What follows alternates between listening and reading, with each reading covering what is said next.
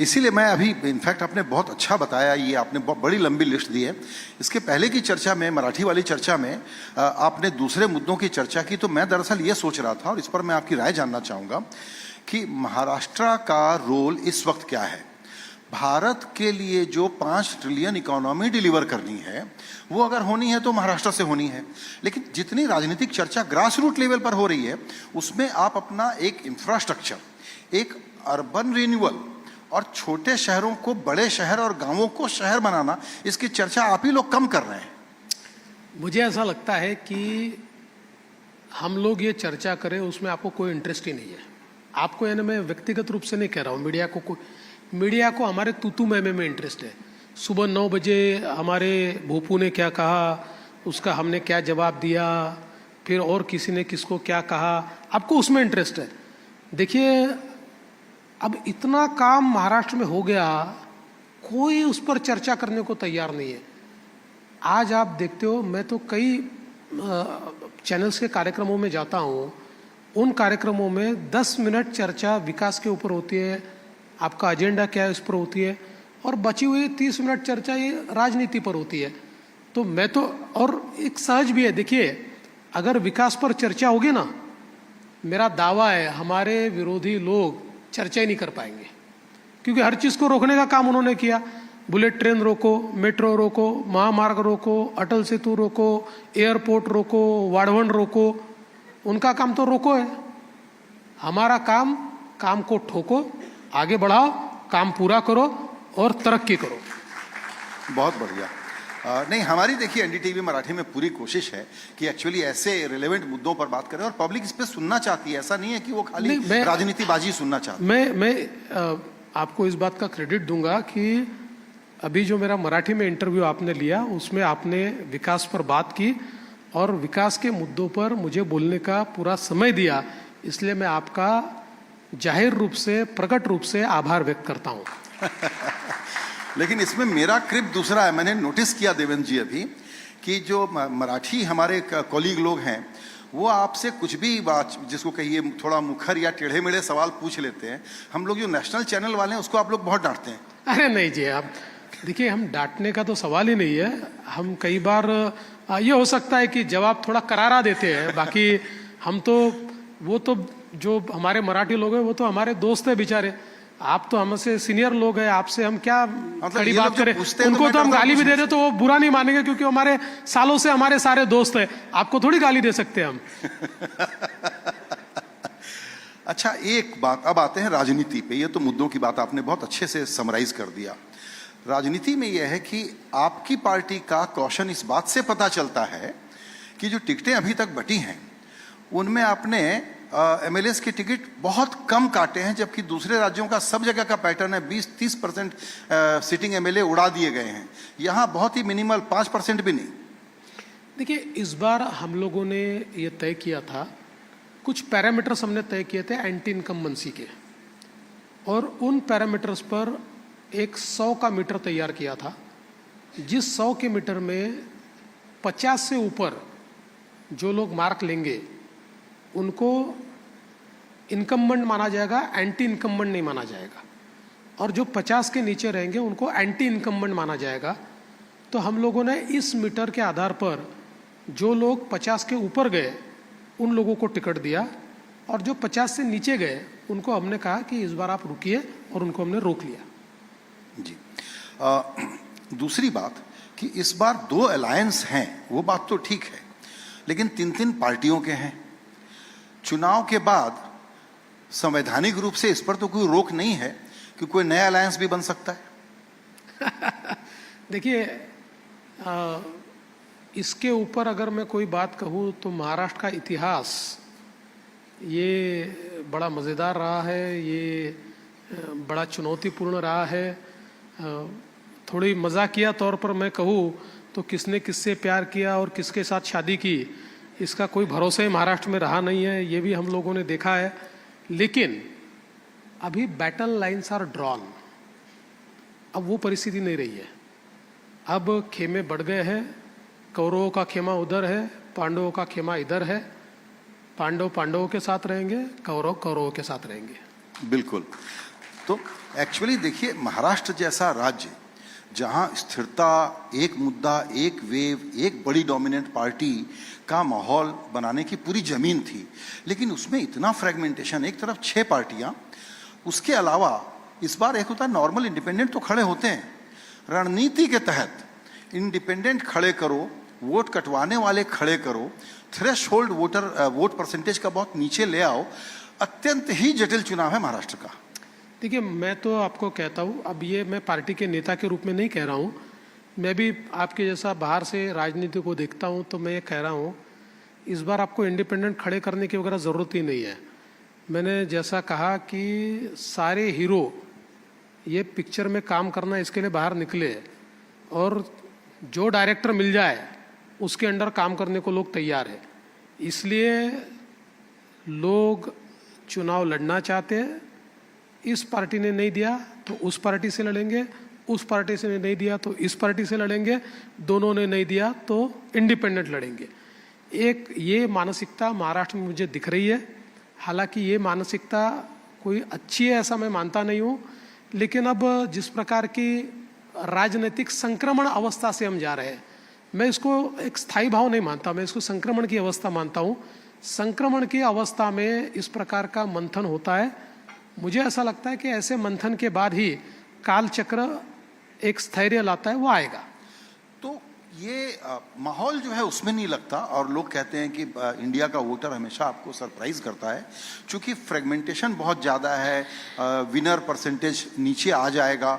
बावजूद उसके क्या वोटर बहुत ही अनएक्सपेक्टेड वर्डिक्ट दे सकता है क्या, और अगर देगा तो उसके मन में इशू क्या चल रहा है? पहली बात तो मैं ये मानता हूँ कि कोई कहाँ से लड़ ले, कैसा भी लड़ ले, एक वोटर जो होता है ना, और महाराष्ट्र में मैंने अक्सर ये देखा है, महाराष्ट्र का वोटर ये फ्रैगमेंटेड इस प्रकार का मैंडेट कभी देता नहीं है।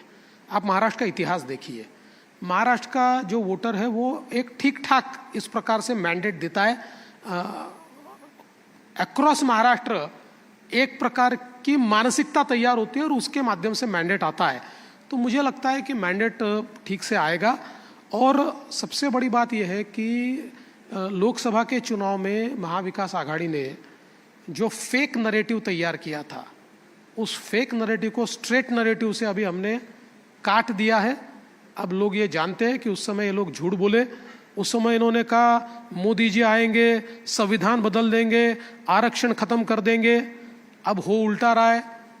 अब उसके ऊपर लोगों ने राहुल गांधी को वोट दे दिया, एमवीए को वोट दे दिया। अब राहुल गांधी विदेश में जाते हैं और कहते हैं कि आरक्षण की आवश्यकता समाप्त हो रही है, हम आरक्षण समाप्त कर देंगे। उसके ऊपर आकर हमारे नाना पटोले जी उसका समर्थन करते हैं। तो अब ये लोगों के सामने इनका चेहरा देखिए। आपको याद होगा, आपने मेरा एक इंटरव्यू किया था, मैंने उसमें ये कहा था कि झूठ ये ज़्यादा समय चलता नहीं है, झूठ की उम्र छोटी होती है। इनका झूठ मर चुका है, अब हमारा सच सामने आ रहा है और हम चुनकर आएंगे। बिल्कुल। आपने एक बहुत ही महत्वपूर्ण बात की तरफ इशारा किया है, वो मैं समझना चाहूँगा। और ये मैं चर्चाएं सुन रहा हूँ, जब हम लोगों के पास कुछ कहने को नहीं होता तो हम कहते हैं कि वेव है, अंडर करंट है। अच्छा, इस बार का चुनाव रीजनल हो गया है, फिर कहते हैं कि नहीं हर कंस्टिट्यूएंसी का चुनाव अलग है। तो मैं आर्गुमेंट ये भी स्ट्रेच कर सकता हूँ कि हर बूथ का अलग है। लेकिन मराठा वोट जिस तरीके से बट रहे हैं, ओबीसी वोट जिस तरीके से बट रहे हैं, मान लीजिए इक्वल है, बिल्कुल डिस्टिल करें, आपकी बात से पकड़ रहा हूं, स्विंग फैक्टर एक ही है। आपने संविधान की चर्चा की, वो है दलित वोटर। दलित डिसाइड करेगा महाराष्ट्र का वर्डिक्ट कि कौन जीत रहा है। देखिए, मैं ऐसा मानता हूं कि निश्चित रूप से दलित वोटर एक बहुत महत्वपूर्ण वोटर है। लेकिन महाराष्ट्र जैसे बड़े स्टेट में कोई भी एक कम्युनिटी ये जो पूरा रिजल्ट होता है, हाँ इन्फ्लुएंस कर सकती है, लेकिन वो डिसाइड नहीं करती। अलग अलग कम्युनिटी से बना हुआ है। और जहाँ तक दलित वोटर का सवाल है, तो मैं ये कहना चाहता हूँ कि फेक नैरेटिव के कारण ये बात सही है कि दलित वोटर लोकसभा में हमसे दूर गया था, अब वो हमारे साथ आ चुका है। क्यों? क्योंकि इनका चेहरा, असली चेहरा राहुल गांधी का सामने आ चुका है। और अब दलित वोटर ये जानता है कि उनको गलत बयानबाजी की गई, गलत बताया गया, उनको मूर्ख बनाने का प्रयास हुआ, ये वो जान गया है। इसलिए अब दलित वोटर भी हमारे साथ आया है। अब दलित वोटर कांग्रेस और एमवीए के साथ जाने वाला नहीं है। जी, एक बात आप लोग और इस्तेमाल करते हैं एज अ कंफर्ट फैक्टर, वो ये है कि लाड़की बहना ने बड़ा काम किया है। अगर मैं इसको यूं आर्ग्यू करूं कि भारत का वोटर वैसा ट्रांजैक्शनल है नहीं, वो सीरियसली पॉलिटिकल इंसान है और वो पॉलिटिकल डिसीजन में कोई वेलफेयर स्कीम के बेनिफिट पर फैसला करे, ऐसा होता नहीं है। देखिए, 100% बेनिफिशियरी के भरोसे पर चुनाव नहीं जीता जाता है, लेकिन बेनिफिशियरी एक बहुत महत्वपूर्ण घटक होता है, क्योंकि अनफॉर्चुनेटली हमारी व्यवस्था में जिस प्रकार से हम लोगों ने हमारी जनसंख्या के 50% हिस्से को, यानी महिलाओं को जिस प्रकार से तवज्जो देनी चाहिए थी, हमने नहीं दी। एक प्रकार से हमारी सोसाइटी ने कोई ना कोई प्रमाण से ऑपरेशन, ये जिसको हम एक कह सकते हैं कि सामाजिक तौर पर दबाव, ये महिलाओं के ऊपर रखा। पहली बार विमेन सेंट्रिक एजेंडा इस देश में लाने का काम प्रधानमंत्री जी ने किया। बेटी बचाओ बेटी पढ़ाओ से लेकर तो लखपति दीदी तक और शौचालय से लेकर घर तक हर चीज़ में महिलाओं को प्राधान्यता दी। तो उसका परिणाम ये ध्यान में आया कि महिलाओं को ये लगा कि नहीं, हमारे लिए काम करने वाले प्रधानमंत्री है। Cutting across party, caste, religion, भाषा, महिलाओं ने मोदी जी के लिए मतदान किया, बार बार किया, अलग अलग स्टेट्स में किया। हम लोगों ने भी उसी तर्ज पर महिला सेंट्रिक योजनाएं तैयार की। महिलाओं को एसटी में 50% हमने कंसेशन दिया। बच्ची अगर घर में पैदा होती है तो उसका स्वागत होना चाहिए, वो 18 साल की होगी तब तक उसको 1 लाख रुपए हम लोग देते हैं। उसके साथ साथ हमने बच्चियों के लिए फ्री एजुकेशन किया, लाडली बहना जैसी योजना हमने लाई। तो महिलाओं को ये लगता है कि हमारे लिए विचार करने वाली सरकार है। और देखिए, एक बात तो सही है कि ये केवल वोट बैंक की राजनीति नहीं है। हमारे, अगर हम दुनिया का इतिहास देखेंगे तो दुनिया के इतिहास में वही कंट्रीज डेवलप हुए, वही देश डेवलप हुए, विकसित हुए, जिन्होंने महिलाओं को प्राधान्यता दी, उनको सोशल मेन स्ट्रीम में लाया, एजुकेशनल मेन स्ट्रीम में लाया और आर्थिक फाइनेंशियल मेन स्ट्रीम में लाया। तो फाइनेंशियल मेन स्ट्रीमिंग का एक प्रयास इसके माध्यम से हमने किया है। इसलिए मुझे विश्वास है हमारी लाडली बहनाएं जो है वो हमारे पीछे खड़ी रहेगी और अपने भाइयों को वापस मंत्रालय में बैठाएगी। बिल्कुल, आपको इसके लिए बहुत बहुत शुभकामनाएं। 2 छोटे सवाल और लेना चाहता हूं। एक सवाल ये है कि कहते हैं ना कि किंग मेकर कौन होगा, तो उसमें एक फेमस डायलॉग लोग अमित शाह के नाम पर कर देते हैं, और वो ये है कि जहां जीतते हैं वहां हम सरकार बनाते हैं, जहां नहीं जीतते वहां पक्का बनाते हैं। तो इसकी चाबी बीजेपी के हाथ में होगी, पवार साहब के हाथ में होगी, या किसी और के हाथ में होगी? जीत की चाबी जनता के हाथ में है। जनता जीत की चाबी महायुति को सौंपने वाली है। इसलिए जीत की चाबी जनता के आशीर्वाद से एकनाथ शिंदे जी, भारतीय जनता पार्टी और अजित दादा पवार के हाथ में होगी। ठीक है। इस बार आपने एक बात और नोटिस की होगी कि हमेशा जब हम लोग रिपोर्टाज करते हैं, एनालिसिस करते हैं, तो पब्लिक में कि मुख्यमंत्री कौन है उसका चेहरा देख के वोट देंगे, मुख्यमंत्री कौन है इस पर हम चर्चा करते हैं, कौन बन सकता है। ये पहला चुनाव महाराष्ट्र का मैं देख रहा हूँ कि मुख्यमंत्री कौन बनेगा इस पर न नेता, न कार्यकर्ता, न पब्लिक में कोई ज़्यादा डिस्कशन नहीं है। अब लेकिन आप नाम बता के जाइए कि मुख्यमंत्री कौन बनेगा। अरे भाई, मुख्यमंत्री कौन बनेगा इसका नाम चुनाव के बाद मीडिया में बताया जाता है, चुनाव से पहले मीडिया में नहीं बताया जाता। लेकिन मैं आपको इतना ही कहता हूँ, हमारा मुख्यमंत्री, हम 3 प्रमुख पार्टियां हैं। हमारे एकनाथ शिंदे जी उनकी पार्टी के अध्यक्ष है, हमारे अजित पवार जी उनकी पार्टी के अध्यक्ष है।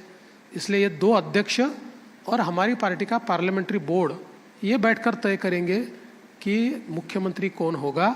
लेकिन हम लोगों को इसलिए चिंता नहीं है कि एक मुख्यमंत्री हमारे है, हमारे को लीड कर रहे हैं, हमारी गवर्नमेंट को लीड कर रहे हैं।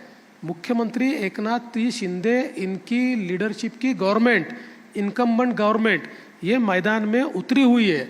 इसलिए हमारे सामने असमंजस नहीं है। सवाल तो ये महाविकास आघाड़ी को पूछना चाहिए कि भाई ये तो बता दो, हिंट तो दे दो किसको मुख्यमंत्री बनाओगे? ऐसे मुख्यमंत्री का नाम तय किए बिना एक दूसरे के कपड़े फाड़ रहे हैं। अगर मुख्यमंत्री का नाम पता चल गया तो पता नहीं क्या करेंगे। इसलिए सवाल उनके लिए, हमारे लिए नहीं है। आप उद्धव ठाकरे का सपना पूरा नहीं होने देंगे? नहीं, ऐसा मेरा कोई किसी का सपना तोड़ना मेरा काम नहीं, मेरा एजेंडा नहीं। सपना पूरा करना भी जनता के हाथ में, सपना तोड़ना भी जनता के हाथ में। तो जनता तय करेगी किसका सपना पूरा करना है। जी बिल्कुल। देवेंद्र जी, आपने हमारे लिए समय निकाला, बहुत धन्यवाद। और इस चुनाव में अब आप जोर से उतर रहे हैं, उसके लिए आपको हमारी तरफ से बहुत शुभकामनाएं। आप यशस्वी हों, हम यही चाहते हैं। एक लाइटर मोड पे कह देता हूँ कि आपने जब इंट्रोडक्शन किया उस समय कहा कि देवेंद्र जी, लोग आपको मुख्यमंत्री समझते हैं, ये समस्या है। ये समस्या नहीं, ये समाधान है। इसका मतलब मैं बनने वालों ऐसा नहीं कह रहा हूँ, सिर्फ उसको समस्या मत मानिए, इतने बोलना चाहता हूँ बस। Thank you. वो इसमें क्लैरिफिकेशन बहुत जरूरी है। वो इम्प्रॉम्प्टू जो होता है ना कि इशू ये है, उस सेंस में मैंने उस शब्द का इस्तेमाल किया था। मजाक में कह रहा हूँ। बहुत, मैंने मजाक में कहा है। बिल्कुल। बहुत शुक्रिया आपका समय निकालने के लिए। Thank you. धन्यवाद सर. देवेंद्रजींना विनंती आहे की अगदी थोडा वेळ मंचावर थांबावं.